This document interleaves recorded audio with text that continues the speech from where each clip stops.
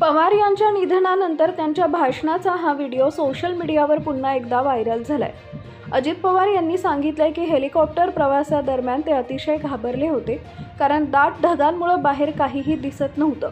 पण फडणवीस पूर्णपणे शांत होते आणि त्यांनी पवारांना सांगितलं की यापूर्वीही अशा प्रकारच्या 6 भयावह परिस्थितीचा सामना त्यांनी हवाई प्रवासादरम्यान केलाय।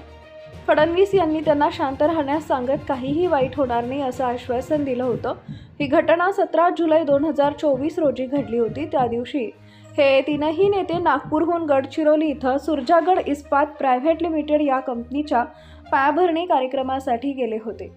कार्यक्रमस्थळी पोहोचल्यानंतर सभेला संबोधित करताना पवार म्हणाले होते, जेव्हा आम्ही नागपूरहून हेलिकॉप्टरनं निघालो तेव्हा सुरुवातीला सर्व काही ठीक होतं, पण नंतर हेलिकॉप्टर ढगांमध्ये शिरलं आणि आजूबाजूला पाहिलं तर सर्वत्र फक्त ढगच ढग दिसत होते आणि आमचे देवेंद्र फडणवीस तिथं आरामात बसून गप्पा मारत होते।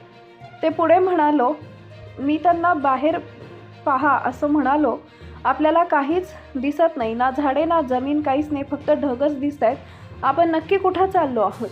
अजित पवार पुढे म्हणाले की त्यावर त्यांनी अत्यंत शांतपणे उत्तर दिलं की अजिबात काळजी करू नका, अशा 6 घटना मी आधी अनुभवल्या आहेत। मी जेव्हा हेलिकॉप्टरमध्ये असतो तेव्हा काही अपघात झाला तरी मला काहीच होत नाही, त्यामुळे तुम्हालाही काही होणार नाही। मनातल्या मनात मी विचार केला, हे काय बोलत आहेत, माझी भीती आधीच वाढत होती। तो दिवस आषाढी एकादशीचा होता, त्यामुळे मी मनातल्या मनात सतत पांडुरंग पांडुरंग असा जप करत होतो आणि हे महाराज फडणवीस मला सल्ले देत होते।